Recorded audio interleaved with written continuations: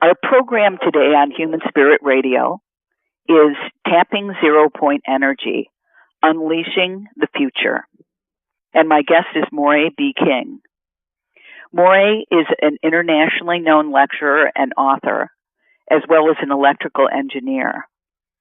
Moray speaks at energy conferences on the topic of zero-point energy and is well known in Tesla technology and frontier physics.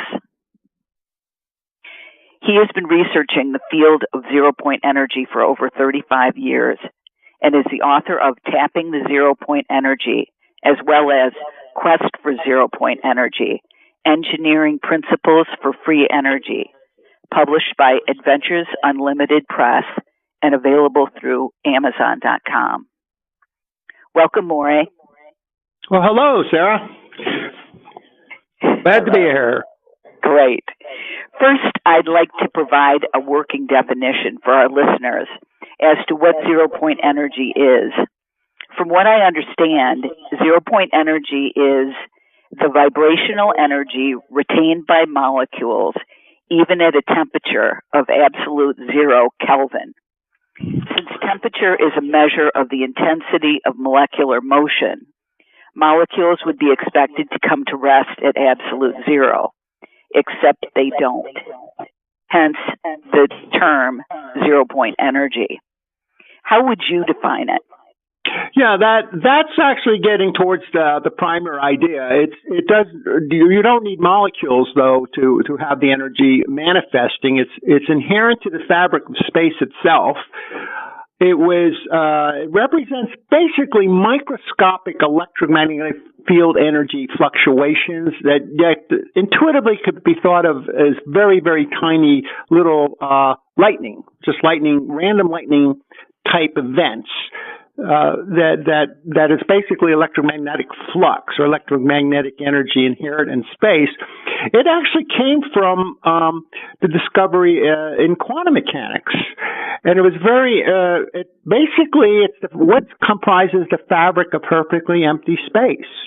And historically, through the 1700s and the 1800s, the scientists believed that there was an ether, and that all the electromagnetic phenomena, including the propagation of light, was due to the ether. And in 1905, the Michelson and Moray experiment was done, and they said, we can't detect this ether wind. If the Earth were going through it, we would expect a wind as we go by. And they did not detect it, and Einstein used that to say there is no ether, and thus the theory of relativity was born.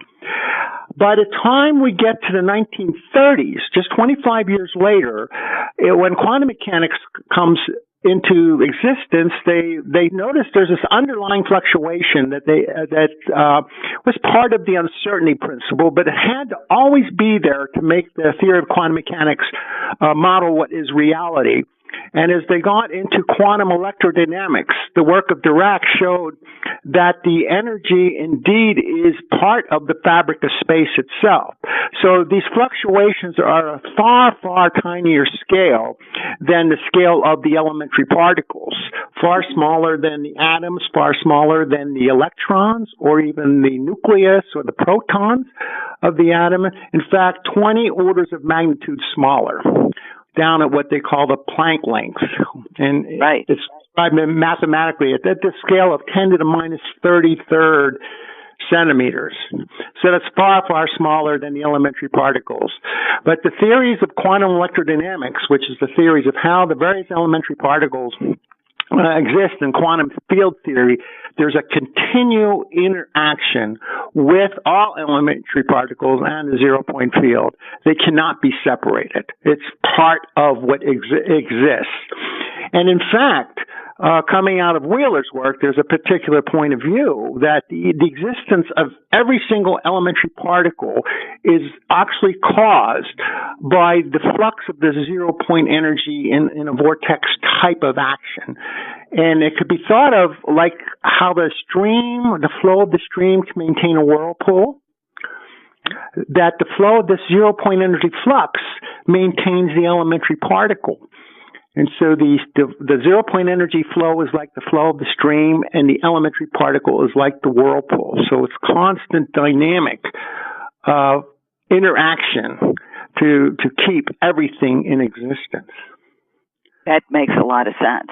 So rather than it being something separate to be studied as a phenomenon, the truth is it's the fabric of how everything exists already. Correct. Yeah. Okay, great. Thank you. Is this energy already being tapped in 0-point energy devices to power appliances, vehicles, even anti-gravitational technologies? Not really in public domain. Perhaps by black ops and that sort of thing, classified stuff, would not surprise me a bit. If you look out on the web and look at articles like that, would not surprise me. I don't think it's that hard to do. Inventors have stumbled across doing it and typically have been suppressed. And so there's a very strong desire by the powers that be not to allow this discovery to occur for mankind. And inventor, as a result of that, an open source movement has responded to they woke up to the fact, gee, if we don't share, a lone inventor developing it will simply get suppressed. They have no way to defend themselves against a group that's intent on stopping it, that would use mafia tactics or whatever. Right. And there's no way to defend yourself against that. So a lone inventor does not have a chance of breaching the marketplace. I think there's some devices that there are 0-point energy effects, but they're not advertised. They'll just say the efficiency is higher on this device. The Griggs cavitating pump may be an example of that, where at first in the 1990s, Griggs was advertising, I think we're measuring over unity heat here for the mechanical energy we're putting in to drive this cavitating pump for water, just cavitating water and detecting excess heat. But he was leaned on and threatened. He says, if you want to be in a business, you don't advertise that. And so they backed off and simply said, it's just an efficient water heater. So there may be an example of where it's not really noticed that effect is perhaps really contributing, and it looks like normal stuff. So everything looks like it does. The 0-point energy does not exist and that's really the belief of most people, including the. Well, and that's what I wanted to clarify for people too. So that's really perfect. Just briefly, can you define what that term over unity system means?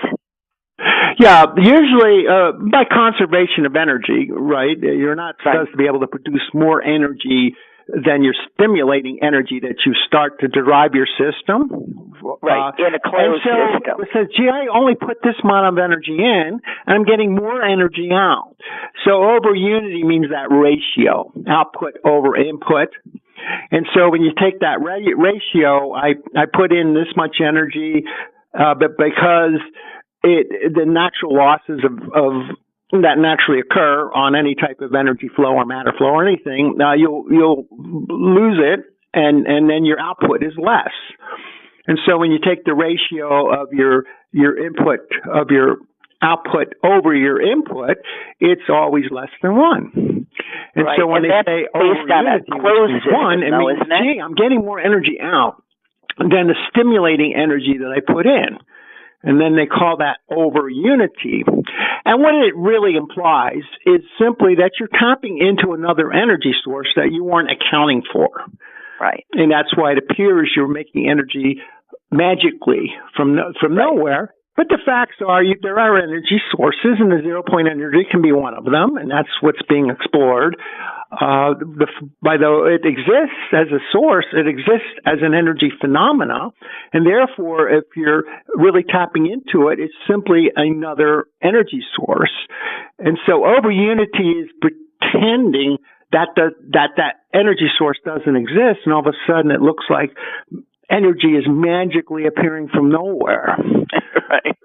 Right. Right. So a solar device would be an example. If you did not believe that the sun could give you energy, right, in your device, and you had a solar panel, you say, my gosh, where's this energy coming from? Right? You wouldn't. So if you recognize, oh, it's coming from the sun, then when you account for that, now you understand the energy source. So the controversy is typically that can the zero-point energy become an energy source? That's where the debate in physics occurs. Well, before you get to physics, if you're an engineer and you go through school and you're never taught that the zero-point energy exists, and you're taught that empty space is just empty, a void, nothingness, then there's no energy source, so it appears to be nonsense. Right. And so that's where the debate is. The first piece of education, I addressed engineers because when I was going through school, electrical engineering for my undergraduate work, and my graduate work was in systems engineering, and I befriended a number of professors. In the engineering school, not one professor had heard about zero-point energy. And yet I could go to the library right there at the university and show them from the physics journals the existence of it and many articles on it and exploring its nature. And they were surprised to see that indeed it's there. And I said, man, if you guys just told the engineers, we just might do something with that. Exactly. But in engineering training, it looks like you never taught that it exists. So if you bring an engineer in to be a consultant on somebody's free energy machine, they'll say, well, this has to be impossible. Therefore, I declare, without even having to investigate it, that it can't be true. It must be a fraud. And that's what typically happens on these various projects where let's say, investors hire a standard engineer to investigate the phenomena. And they'll say it's impossible, and they won't bother even with a thorough investigation.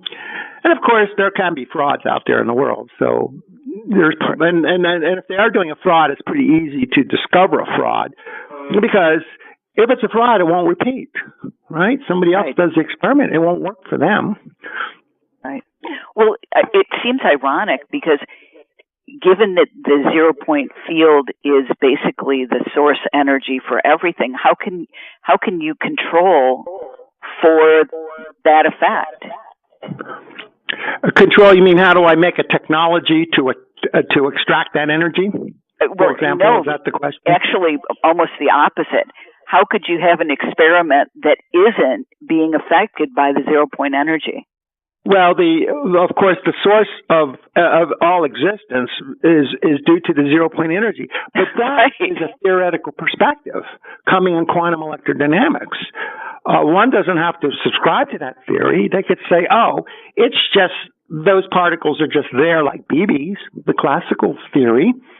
Right? And there is no zero-point energy, and they just sit there. They'll have trouble explaining quantum effects when you come down to these classical theories. But most people, and in academia, unless they're into the physics literature, or have heard of zero-point energy and took the trouble of studying it, which means they got familiar at least with the idea. It's never taught in school. What's taught in school is mechanical interaction. Everything is a mechanical, classical interaction. And so the beliefs are that's the way existence is. And you'll be surprised, and I was amazed, at how many intellectual academic types outside the field of physics believe that everything is a machine, just like especially biology, where they just say, gee, everything looks just like a machine. We can explain everything with classical physics. There is no zero-point energy in their models. And that's used to justify ideas like, oh, you don't even have consciousness. You're just a machine made out of meat, a computer made out of meat. And this feeling of self-awareness and consciousness is just an illusion. And therefore, there is no free will. There is no spirit. It's a purely mechanistic model, and somewhat atheistic. And there are lots of people believing that. Yeah. Which astonishes me, because all you have to do is meditate a little bit. And their argument is it doesn't matter what your internal experience is, it's just an illusion. And that's just philosophy. Right. Right. All you have to do is love me, that's somewhat depressing. Yeah. And therefore, they often use that model, saying, well, then we can justify eugenics, justify just killing off the meat and making for a better herd. It just doesn't matter. Right? They go off into these, draconian-like behaviors for this is the way society should be, and it doesn't matter if you slaughter people, and they don't have any ethics. It really gets spirals into depravity very fast. Yes. With type of philosophies. It's very dangerous for society, obviously. Yeah. I think we're rounding the corner out of that, thankfully. But I hope so, because it's just an awareness. Who we are, then you realize, gee, there's plenty of human potential. And they ignore the experiments. This is the thing about paradigms. When you have a certain belief, they'll ignore the experiments that would contradict that belief. I think Dean Radin I think he is a professor up at the Medical School of Montreal, neurologist, wrote a book called Supernormal. And it was marvelous. He was showing the experiments they were doing to show that the mind can start to influence things, psychokinesis type of things. And he said the best people to get are the yogis, the ones that meditate as monks for years and years. They're phenomenal at what they can do. And they bring them in the lab, and they're doing remarkable things on the psychokinesis front, affecting a man, mind affecting an outcome, a probabilistic outcome of whatever they're measuring in and remote viewing and elements of telepathy. It's very, very exciting because what it does is shows what the human potential really is. Shows that our minds are connected. And these are showing there's far more than this mechanical model that seems to be popular. That it takes us right into the quantum field and everything else. If you want to start to explain it and model it, and that we really exist as a higher dimensional being that's connected together, and the concept of higher dimensions existing, which comes out of quantum theory, and it's not in the classical theory, right? And these are the fundamental aspects of what is our reality, and thus what are we as part of that reality? What are human beings? And they're so different, the 2 points of view.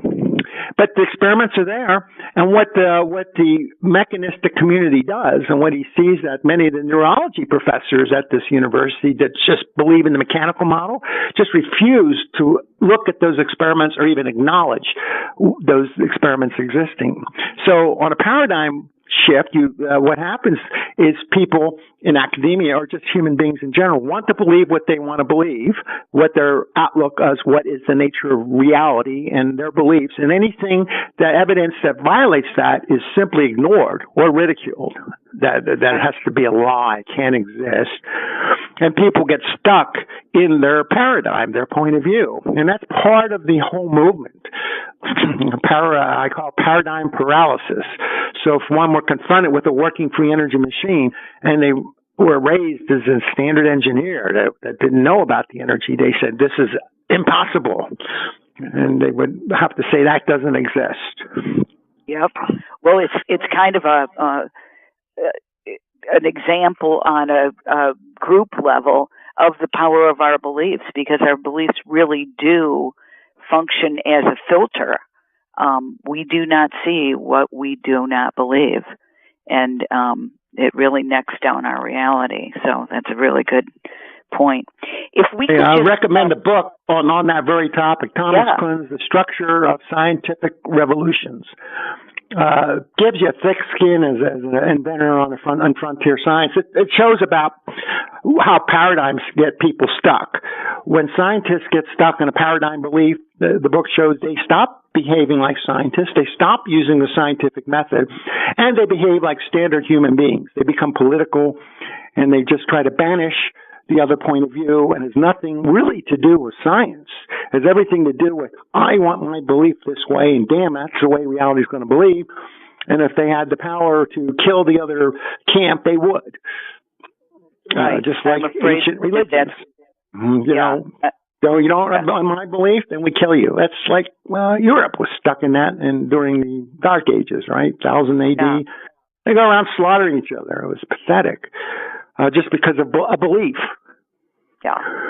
And back then, the religion was the paradigm. This is the way reality works. So for them, that was the reality. Right, and ironically, science was supposed to kind of, supplant. Yeah, that didn't come along until Newton, really, 1500. Right. That's when the Renaissance occurred. They started to use the scientific method. But Newton was very skillful politically because he stayed within the religious paradigm. He says, here are Newton's laws, but these are God's laws. This is the way God does things. And everything was within the religion at the time, so he was he was honored. So kudos to Newton for staying within the paradigm, playing his politics very skillfully, so he ended up being honored. For perhaps maybe the greatest physicist in history because he developed calculus. He invented calculus just so he could do the modeling of the physical phenomena mathematically. It's amazing what he did. And politically, he stayed within the common paradigm, so he didn't step on anybody's toes, and so he was embraced. So humankind can move on. Right, as we enter the quantum paradigm, the people are aware of the New Age ideas, and they become aware of this. They realize, gee, not only is this energy possible and these higher dimensions are possible, but we are actually a super being. Just like Dean Rand's book was called Supernormal. We all have this potential, and that potential essentially means as our minds kind of connect together, we're connected as a greater being, and our higher full potential selves know this, and we tap into this information. We realize that we are a super race, and I think one day humanity's going to wake up and find they have telepathy with each other. Oh, absolutely. That'll be a very optimistic day. Because then you're going to have a heck of a time hurting the other person. It's like taking your right hand and stabbing your left hand. Once you have enough empathy and feel that pain, you will become we will become a super being. Our race, a whole human race, would pop out of the water like a styrofoam boat once we become a coherent being. Yeah, and frankly, that break through the illusion. It'll be the golden age for humanity because war would naturally stop. We would be communicating like that. And I'm afraid poker would cease to be an interesting game. Oh, that's a shame that we would miss that, right? Can we drill down a little bit to dispel some of these misconceptions of conventional wisdom, quote unquote? About 0-point energy and the whole idea, and I mean this so that we can kind of break out of the kind of groupthink and the training we've had in our listeners and us about kind of throwing this idea out like it can exist. The training we've gotten to kind of dismiss it. One place I think some of our minds get hung up is in conceiving that 0-point energy or the idea of tapping into an inexhaustible field of energy somehow smells of perpetual motion, something we've been told cannot exist. What can you tell us? What's the distinction between, say, a perpetual motion machine and a device that taps into the 0-point energy field? So the concept of perpetual motion means there is no energy input into the system, and the system somehow keeps running, right? But normally everything that runs will dissipate some energy, friction, that sort of thing. And so the energy would be gradually draining down. And so perpetual motion means, no, that doesn't happen. It somehow magically keeps going. But 0-point energy is or any really energy is so it's not perpetual motion at all. It does have an input energy that's being fed to the system. And the input energy in the cases would be the 0-point energy, just like the analogy with the sun.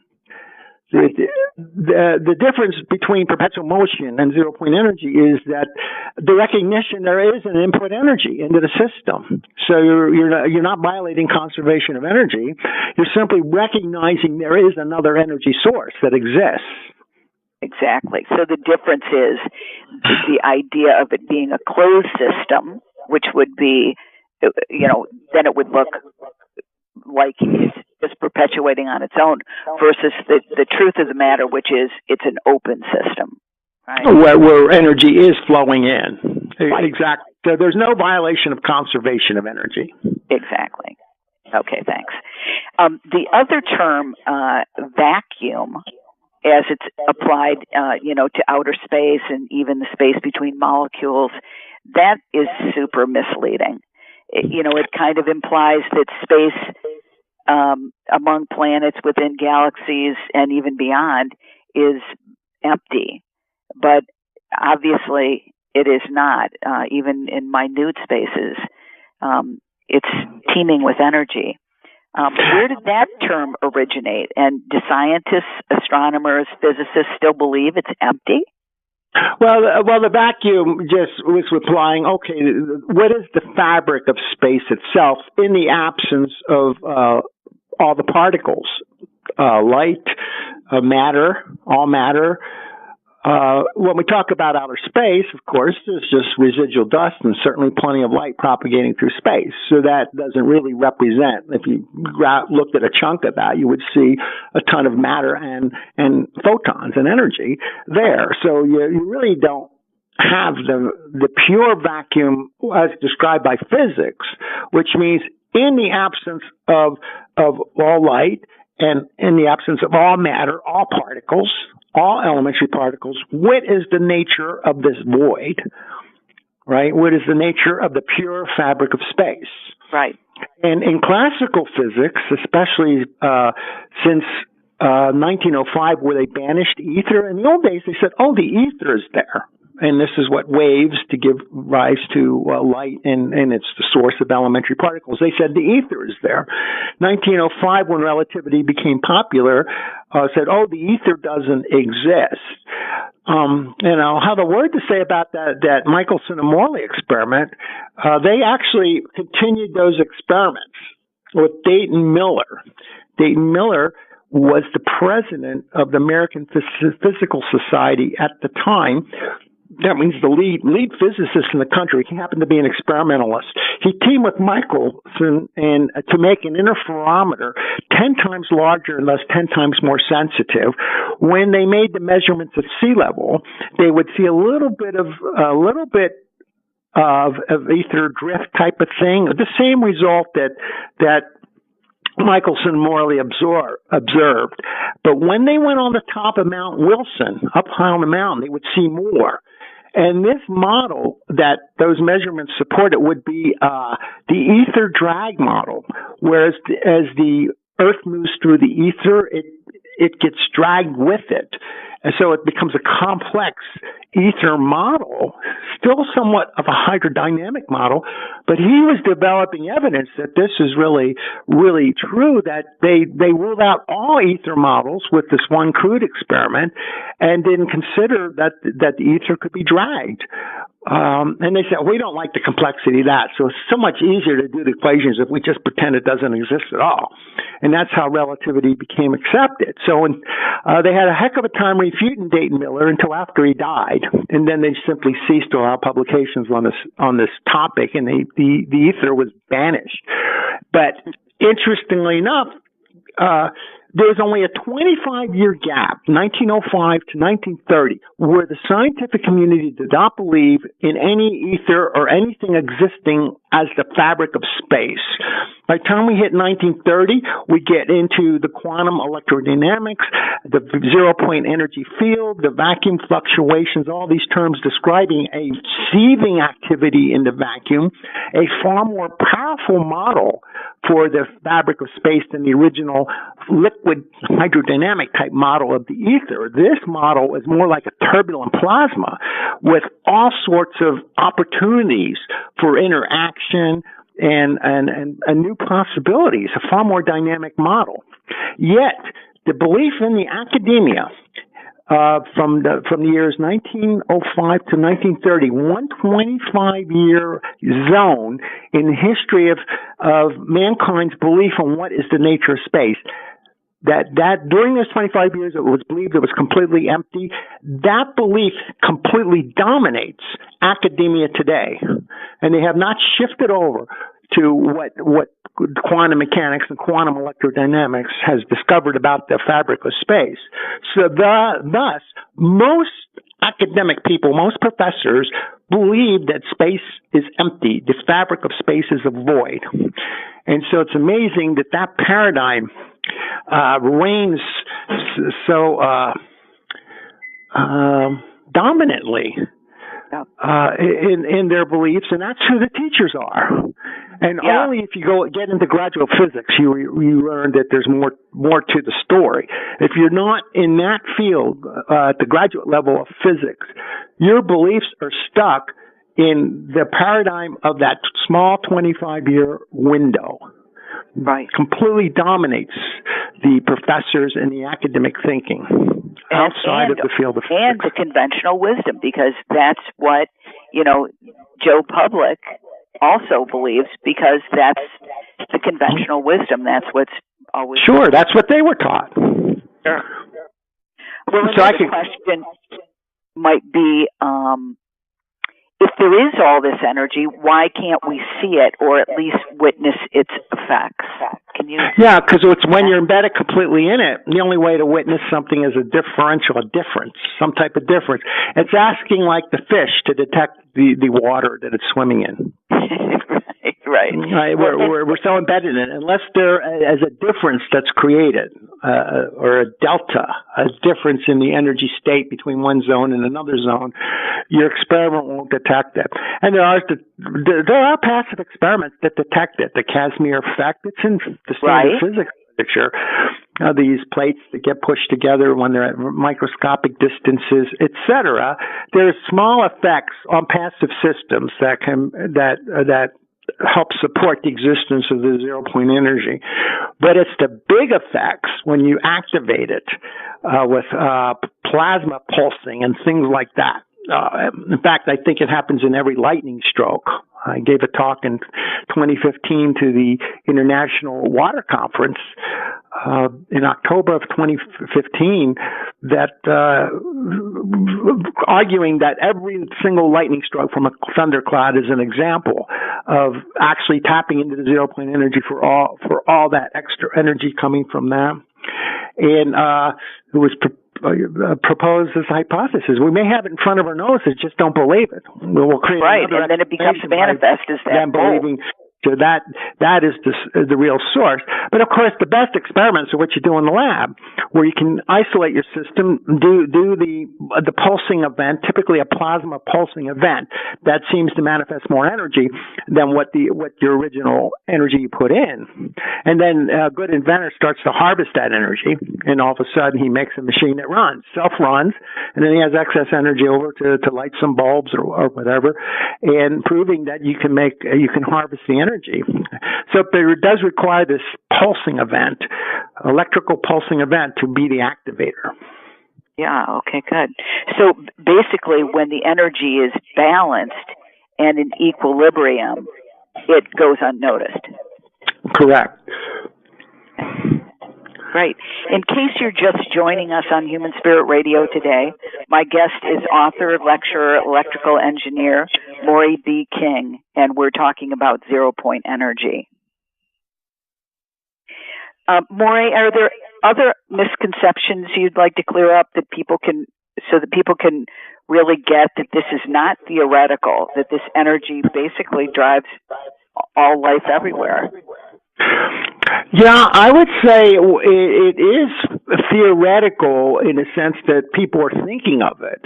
Where it becomes real is an experiment, a physical experiment that's done. And because of the beliefs of most of academia, these experiments will not be done at a university.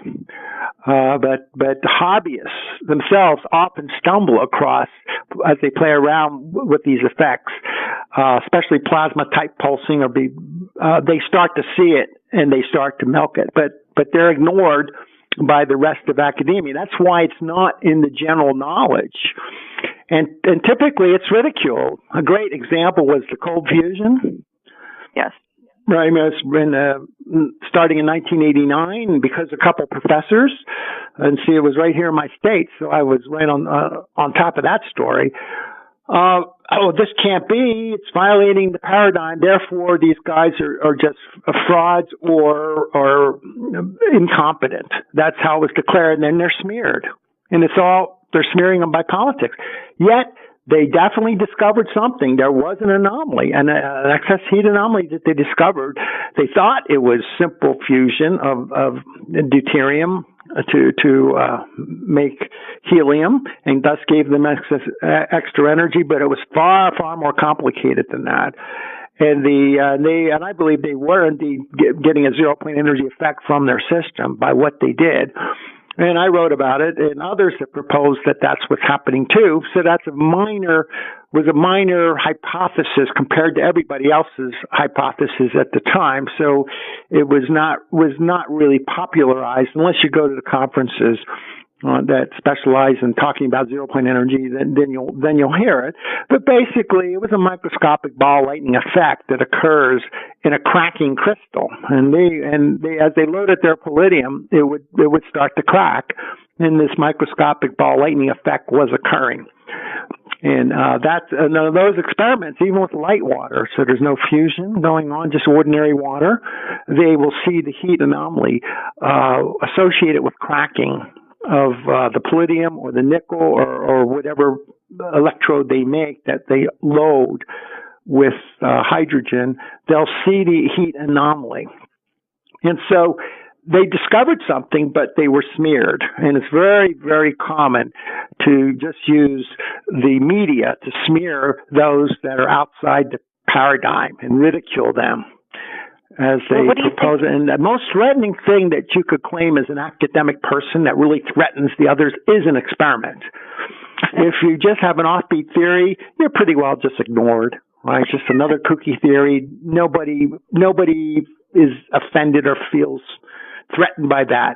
But when you claim you have a real experiment showing us, like Blockris down in Texas A&M in the 90s, where it was supporting cold fusion, he says, I am observing in my experiments transmutation of the elements in these electrodes. I've seen transmutation events. This was considered heresy outside the standard paradigm, and they tried to throw him out. Right, but he was able to defend himself, and so they could not really get rid of him because he had his tenure until after he retired in the late 90s. But he was showing an experiment that you can do transmutation, which is a definitive experiment. Hey, something new is really happening here, and this was a violation of the paradigm. And yet those experiments using ball lightning type of things, ball lightning strikes, are well studied in Russia. And they have a conference every year called Transmutation and Ball Lightning. You just Google that phrase, you'll get to the conference.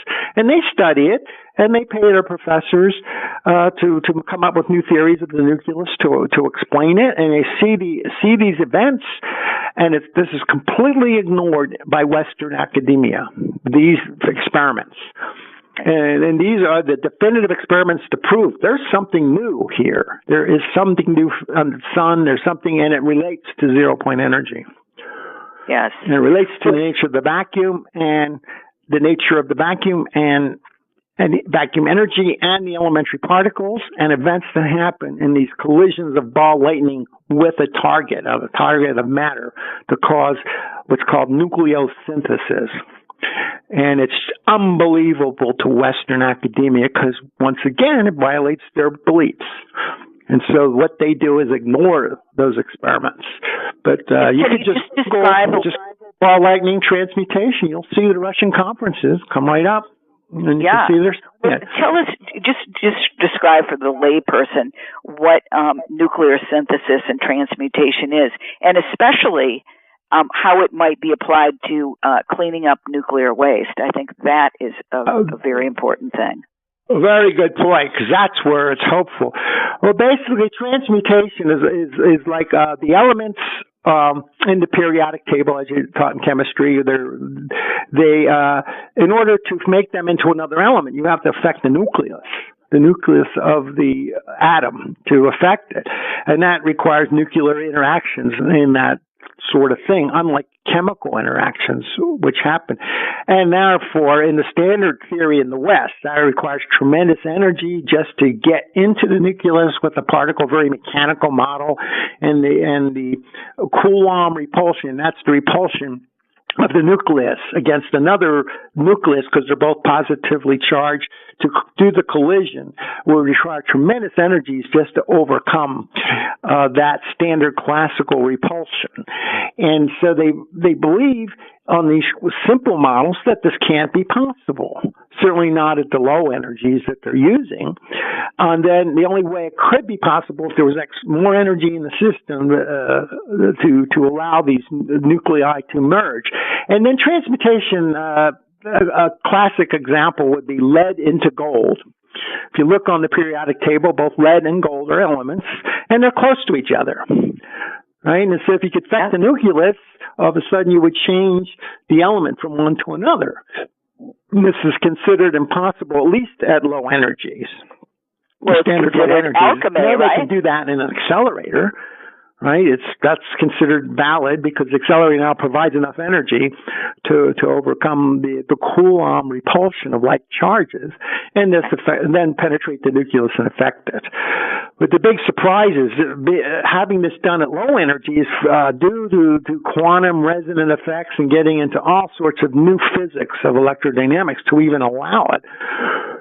That is new, that you could do that by technology at lower energies, and that's why cold fusion was so threatening to the standard paradigm.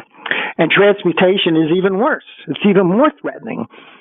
And right. So that phenomena, and what's nice about that, once you strike your target, you can keep studying the residual ash or the residual of that collision, and show that you have these unusual isotopes that do not exist in nature, and you're finding this in the target of the strike, showing new elements are appearing. That's what nucleosynthesis means. The nucleuses are changing, and this is considered impossible in Western science, and yet the Russians are doing it and coming up with new theories. Yeah. And it's being proven in scientific experiments. And the thing I really like about that is that it really would make it possible to transmute some of these super toxic, long-lived, uranium, plutonium, remediation of nuclear waste. Right, Bingo. And be able to move it to an element. Transmute it to an element that is not as toxic or not as long lasting. Right. Or safe. Yeah. These would be the possibilities that open up. So you have wonderful possibilities of nuclear waste reclamation. And of course, if we're tapping into the 0-point energy with technology, now we solved the energy crisis of exactly. Pretty much everything you want to do can be done. We have good engineering knowledge that if only we had enough energy, we could pull it off, whatever it is. Growing more crops, anything. It's always an energy budget. It's expensive energy that really stops it from being practical. Well, once you have unlimited energy as a technology, everything now becomes engineerable. You have the solution to create physical utopia on Earth for humanity. The question would be, do we have the spiritual maturity to make it so? Because energy is double-edged. You can create engineer a wonderful society that's very sustainable with no pollution, or you can take this knowledge and make weapons and go to war with it. That's the irony of how it is that behind those doors and for decades, this technology is well known and well used. It's just used in a highly secretive governmental, weapons, military industrial complex setting. and everything where when it's not applied in that way, it's completely dismissed in the public domain. So they have control over it. So here's my question. Why do we need to wait until academia gives us the nod to pursue this and kind of make it so? I mean, obviously, most of humankind is very worried and very committed to getting out from under fossil fuels, to stop polluting this planet, to get into a harmonious relationship with this earth and create free, sustainable, clean, abundant energy. Why do we need to wait for the nod from academia? They're never going to agree. They'll resent it and be against it. Right? So who is stopping it?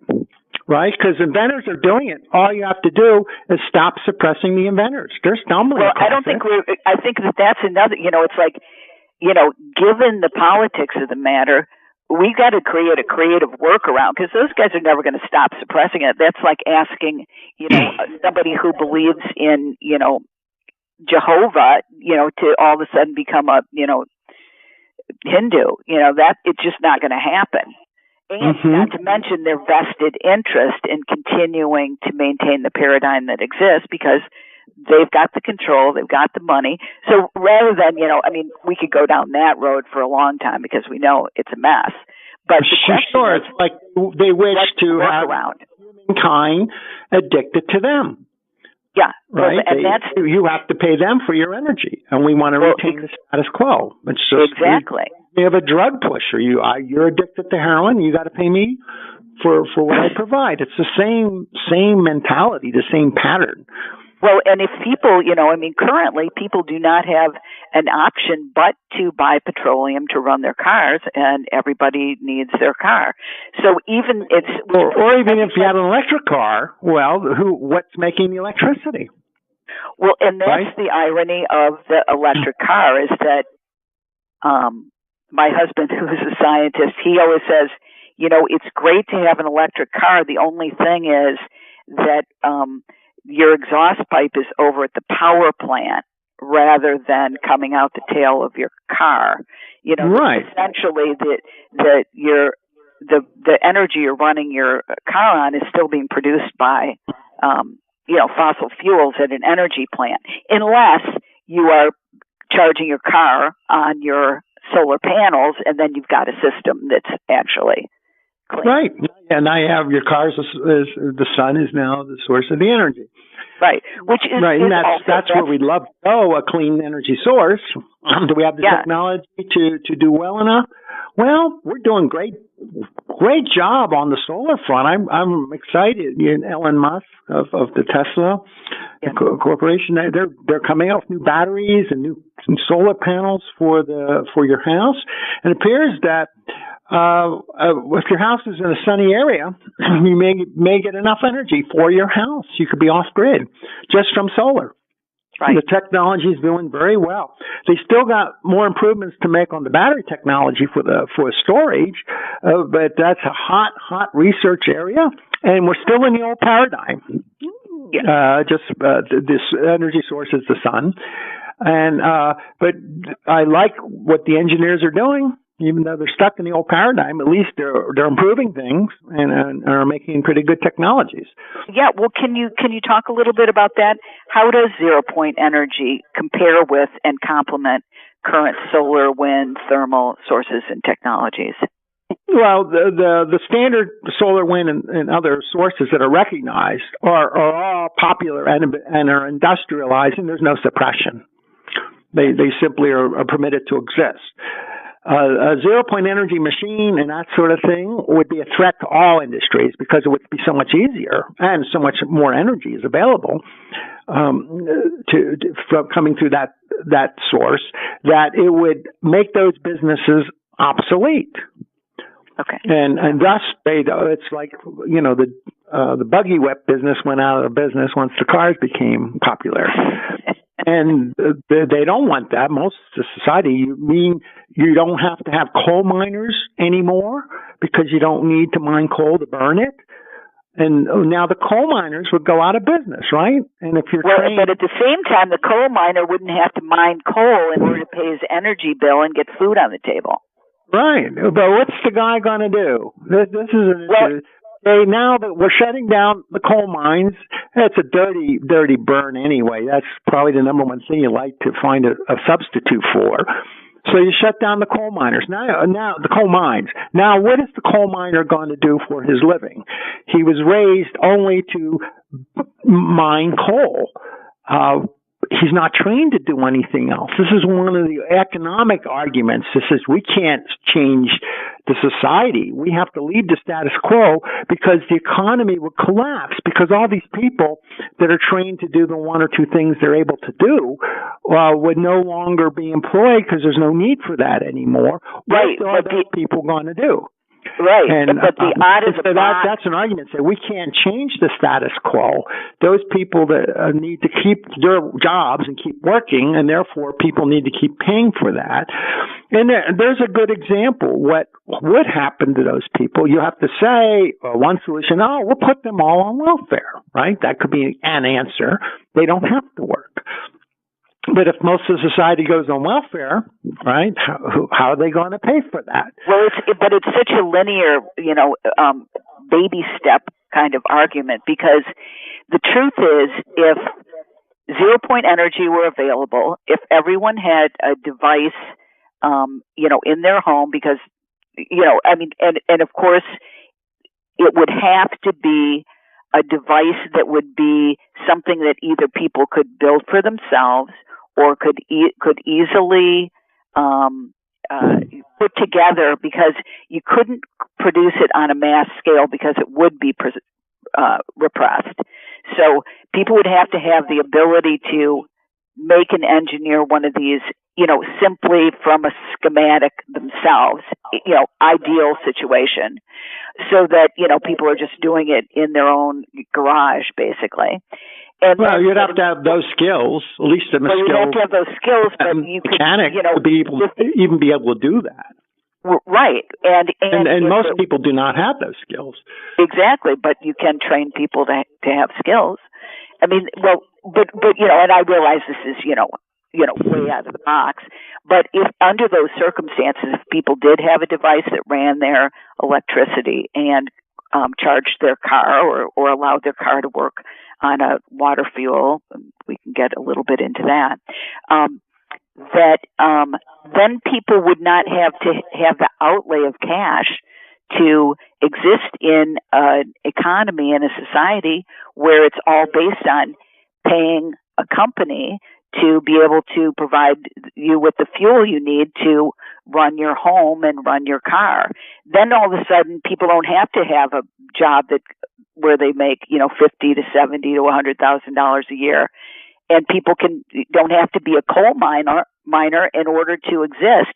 They could be the guy they always wanted to be, doing the things that contribute that are their natural skill set rather than some, crazy workaday thing that doesn't, they wouldn't have to be on welfare because they don't need to have money to run their home. They'd have a free energy source that would allow them to live, Well, it's like, what if you simply didn't have to pay your power bill, right? Right. Well, just pretend that's the scenario. You don't have to pay your power bill now. Right? And now, okay, well, what about all the other things I need to live on besides my electric bill? So that's just one small part of saving your own personal income, but there's still a lot that you would need to pay for to continue living besides your power. Also on the, if you kind of scale it out a little bit, if you don't have to have if you don't have to pay for energy to produce food, then food could become a much more reasonable. Sure, and that means the industry itself would have to adopt. Well, yeah, it would be a restructuring of our consciousness first and our society.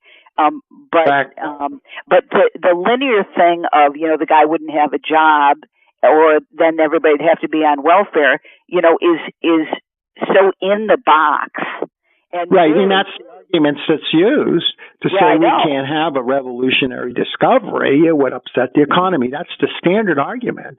Yeah, well, and the question is it worth engaging in the arguments and trying to dissuade people who are entrenched and maybe even have a vested interest in keeping it that way?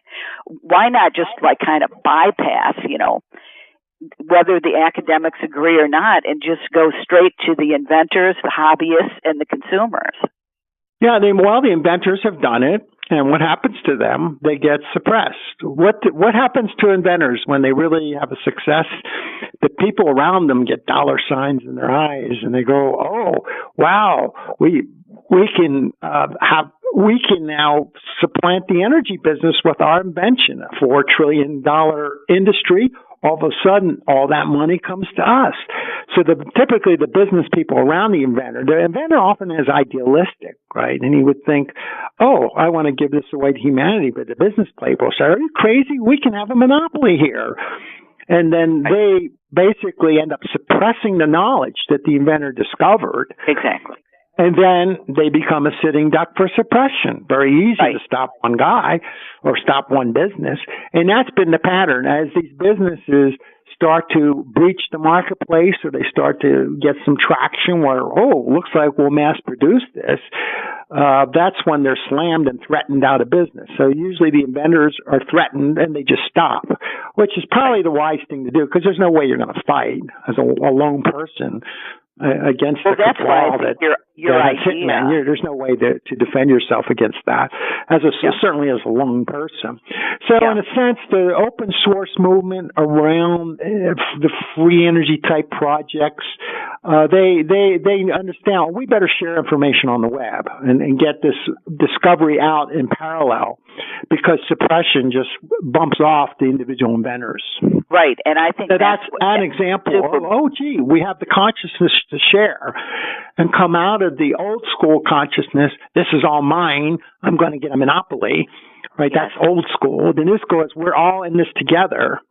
Right. And therefore we need to share. In this case, the open source movement kind of evolved in response to suppression. Because suppression keeps stopping the individual. So if you wise up and say, I'll share, I did my experiments in the garage and I'm going to share what I did and get out there. And there's a lot of people sharing, on YouTube, and they're sharing what they're doing. And if it gets traction like that, then all of a sudden your vision of, more and more people can make it. And then what happens there is now the students can make it, and they show their professors, certain number of professors that are open-minded to paradigm-changing ideas. They repeat the experiments and share it with their colleagues, so that it gradually gets shared. And then it does breach into academia, and usually paradigms change as new people become aware and are willing to do the experiments and are willing to accept the new ideas, and the old people just die out. So over time, it gradually shifts. And that's how paradigms, that's the point of Thomas Kuhn's book, The Structure of Scientific Revolutions. He says this is how paradigm shifts. Simply, you don't really change the minds of people. They simply die out, and a new group of people with the new models just carry forward. Yeah. Well, consciousness always precedes, absolutely. What actually happens. And just as, the unseen, 0 point energy always precedes what's manifest. That's the nature of things. Things exist energetically before they exist in a manifest way. So, we're on the right track. And I really, really appreciate your work in the matter. Can you just speak really quickly, Moray, about the water fuel car and especially what people are seeing? I know this is a complex subject, but how the using water as a fuel, even though people think it's about hydrogen, that it's actually a 0 point energy effect that's allowing a water fuel car, and a little bit about, are those experiments being done? Is that something that could supplant regular fossil fuel run cars, and can an internal combustion engine be converted? Sure. The water fuel business that evolved out is a number of researchers on a very popular project making electrolysis that makes hydrogen, and then of course you can burn the hydrogen to run an engine. And it was well known that it costs you more energy to break apart the water than you'll ever get back by burning the hydrogen just to drive a piston. And yet inventors were saying, gee, I'm seeing these anomalies. I'm seeing to get too much energy from my device. And critics would say, oh, that can't be. You just don't know how to make a measurement, et cetera. And every now and then, one of the inventors would say, gee, look, behold, I managed to run my car on water, or I managed to run a generator. And the generator is a far better experiment because it's just one cylinder, far easier to work with, and you're just running it at one speed. I recommend generators to study. So there's been an anomaly, and I've been kind of studying it over the last 10 years associated with the Brown's gas, which is a mixture of hydrogen and oxygen to most people, and that's what I thought. It was just a simple mixture. Then, as I started to study it, I noticed that the Brown's gas torch had a very unusual anomaly in that it could vaporize tungsten, something a normal welding torch can't do. And yet the measurements of the flame was actually quite cool. The flame was a little bit above the boiling point of water, so we're at this, 200-300 degrees Fahrenheit weak flame, and all of a sudden it's sublimating this metal that can't, it's too hard to even melt, let alone vaporize. And that anomaly reminded me of research that I was doing on the microscopic ball lightning, especially coming from Ken Shoulder's work, who discovered that this microscopic form could be launched out of basically a sharp-tipped electrode, but it would cause metal, when it struck a metal and made a crater, it would cause the atoms just to let go, the atomic bombs to let go, that this ball lightning phenomena had something coherent in it that would cause this effect. And then he was convinced that it was sourced from the vacuum energy in his studies. And very few people know about Ken Shoulder's work, but he was one of my heroes as far as doing these studies. Yeah. And his work's available out on the web. You just Google his name, Ken Shoulders, and you can get to his papers. That I was convinced this phenomenon is actually happening in this Brown's gas. There's something extra going on besides hydrogen burning. And it turned out that extra thing, just cutting to the answer, is this microscopic ball lightning effect indeed is occurring, but in order to make it, you need to have a liquid metal. That's what Ken Shoulder said. You need a droplet, very tiny microscopic droplet of liquid metal to make it. You need a template so that ball lightning could form around it in a big plasma discharge. And it turns out that nanobubbles are very, very stable in water, and they end up becoming the template that allows a plasma discharge to surround it and pinch it into like a donut form, a vortex ring of plasma, which is, they call it a plasmoid, which is the ball lightning form. That is indeed tapping the 0-point energy. It has this abrupt acceleration to it that takes off on its own. If you have enough of them in an internal combustion engine, you can drive the piston. So if you just mimic a thunderclap, the conditions of a thundercloud inside of an internal combustion engine, you just hit it with a wide plasma spark that ionizes or converts all these little tiny nanoparticles of water, i.e. fog particles, tiny fog particles. You will create these ball lightning effect that has this anomalous force on the piston that's over the top huge. And I said, this is a miracle because it's the easiest thing you could do. This offers the opportunity for hobbyists to replicate the experiment. And I predicted that in 2015. I called it the Thunderclap Engine. There's a YouTube up of my presentation at the International Water Conference in 2015. that I Skyped over. The conference was in Bulgaria, predicting this. I said, not only is thunderclouds doing this, but if you mimic that inside of it, the cylinder of internal combustion engine called the thunderclap engine, you would then accelerate the piston way too great. And in 2016, I found an inventor who was doing just that, completely independent of me. Didn't know anything about my work or anything. He just worked it out on his own a few years back. His name's Walter Jenkins.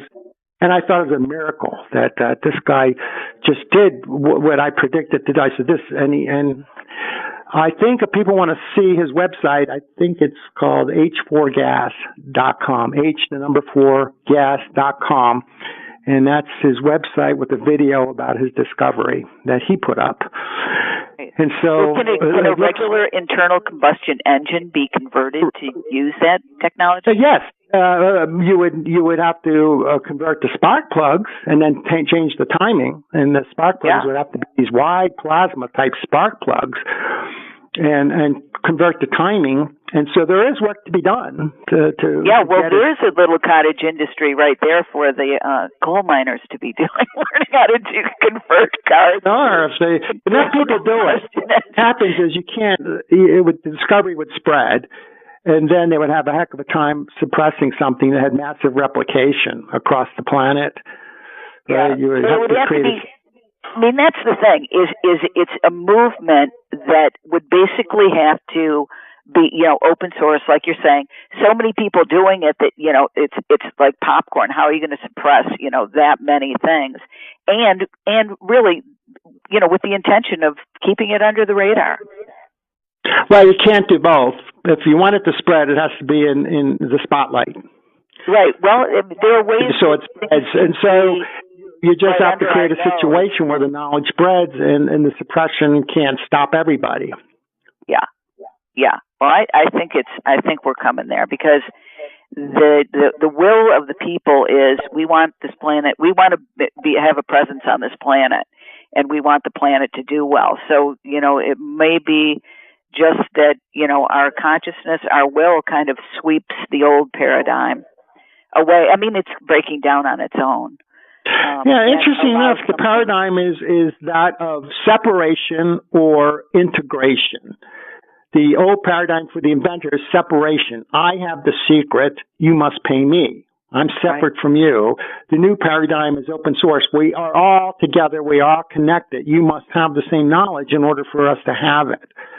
And so you have this dynamic of separateness versus integration. This is the essence of the consciousness shift. And I think it's just built in that unless we integrate and have this consciousness of integration, we are all in it together as a single being, and stop the consciousness of I'm separate from you, and therefore I exploit you, then that it's like built in. Suppression wins when we are in separation consciousness, and integration wins when we realize we are all in it together. And that's why the consciousness movement leads. It is the deciding factor of whether we make the discovery or not. Exactly. Really perfect. A great way to just bring it all back around. Very clear. Yeah, and the work of Charles Eisenstein and, a lot of the people who are talking exactly about that, that the fundamental illusion that we function under is separation and scarcity, and they are fundamental illusions. And that when our consciousness and the collective wisdom recognizes the truth of our interconnection and the fact that energy is abundant, everything is abundant, then we will manifest that here on this planet. That's a wonderful vision. Yeah. Well, thank you for everything that you do. Thank you for all the work that you do. And thank you for your time today and your expertise and your commitment to our earth and our energy freedom, Moray. I really appreciate it. And thank you, Sarah, for the invitation where I can share and participate. Wonderful. And if people would like to find out more about Moray's work, Is that Water Fuel ZPE? Is that still a way to get in touch with your work, Moray? That's one way, and the other way is just Google my name. I have an unusual first name, Moray, just like the Moray eel, and just Google my name, and the first page has plenty of hits to get to my work. Perfect. So that's Moray, Moray, B. King. Correct. And, thank you so much for your work. Thank you for this conversation today. And let's go open source technologies. I think we're headed there. I think we're doing it. Well, that's great. I do too. And thank you so much, Sarah. Yeah, you're welcome.